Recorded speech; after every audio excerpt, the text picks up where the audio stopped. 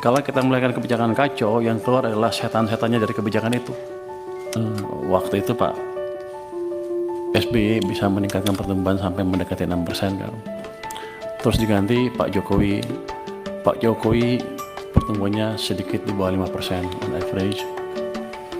Jadi saya pelajarin dari krisis 1998, salah kita di mana? Kenapa ketika 97-98 negara yang mulai diserang adalah Thailand, Korea dan lain-lain, kenapa yang paling terpuruk kita?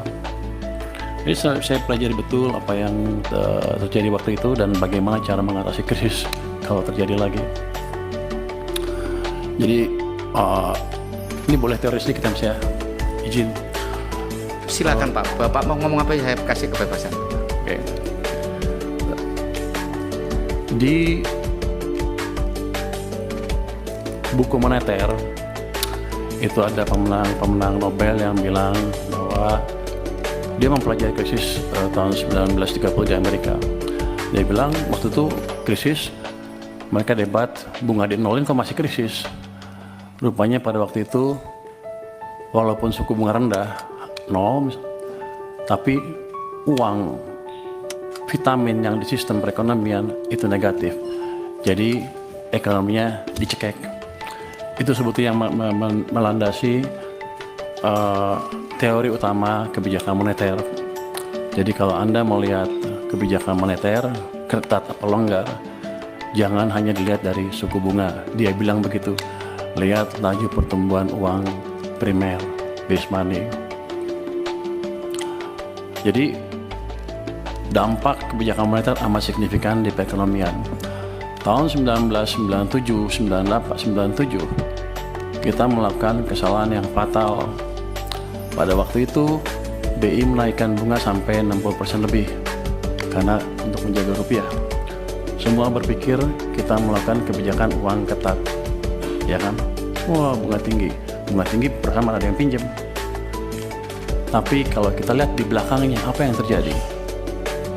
Kita mencetak uang base money itu tumbuhnya 100%. Jadi kebijakannya kacau balau. Mau apa? Mau ketat atau mau longgar? Kalau kita melakukan kebijakan kacau, yang keluar adalah setan-setannya dari kebijakan itu. Bunga yang tinggi menghancurkan real sektor. Uang yang banyak dipakai untuk menyerang nilai tukar rupiah kita. Jadi kita membiayai kehancuran ekonomi kita pada waktu itu tanpa sadar. Ini bukan karena yang ekonom-ekonom yang dulu bodoh atau gimana, tapi memang kita belum pernah mengalami keadaan seperti itu, jadi kita belum tahu nyata seperti apa. Dan saya simpulkan kesalahan kita di situ. Jadi pada waktu 2008 ada global financial meltdown, kebijakan kita ubah. Saya bisik-bisik sedikit lah ke think tanknya SBY. Waktu itu mau jatuh ekonominya, ekspansi fiskal di tahun 2009, dan suku bunga diturunkan di bulan Desember 2008 ketika rupiah sedang melemah. Jadi hitungan saya kalau gini, kalau kita menjaga nilai tukar dan lain-lain, ciptakan pertumbuhan ekonomi. Kalau mau ciptakan pertumbuhan ekonomi, jaga kondisi likuiditas di sistem perekonomian. Itu yang terjadi. Saya pikir dengan edukasi tahun 2008-2009 itu, semua orang sudah mengerti kan, banyak ekonomi yang lihat. Rupanya lupa terus kita tuh cepat lupa, makanya ada siklus bisnis ekonomi naik, ekonomi turun, sepertinya setiap 7 tahun kita lupa. Untung saya masih ingat sedikit-sedikit. 2015 ketika Pak Jokowi ngambil pemerintahan, kondisinya sama, kebijakan sedang ketat. Saya pindah ke KSP untuk memberi masukan langsung pada waktu itu supaya kebijakannya dirubah. Dan itu kebijakannya dirubah dan kita selamat.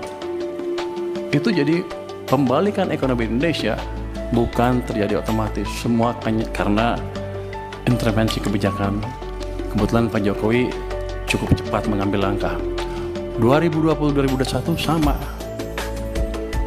Pada waktu COVID, semua nyalahin COVID akan menghancurkan ekonomi Indonesia katanya.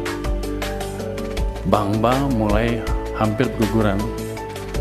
Saya waktu sedang di maritim, asik mancing lah. Saya pikir ngapain bikin ekonomi lagi, udah pada jago di perekonomian kan. Tapi setelah kita lihat, base money pertumbuhannya berapa di situ?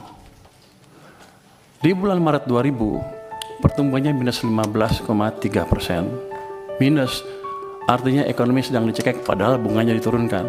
Ini salah kebijakan kita lagi. Jadi ekonominya turun, hampir hancur.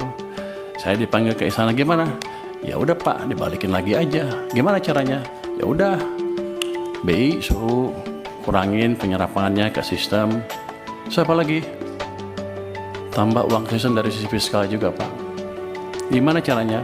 Bapak punya uang kebanyakan di bank sentral, waktu itu ada 500 triliun, 529 triliun, balikin ke sistem. Di bulan Maret 2021, Mei 2021, dipindahkan uang sebesar 300 triliun dari BI ke sistem perbankan. Laju pertumbuhan uang naik lagi dari minus ke double digit 11, terus dijaga oleh bank sentral juga di atas 20%. Itu yang menyelamatkan ekonomi kita.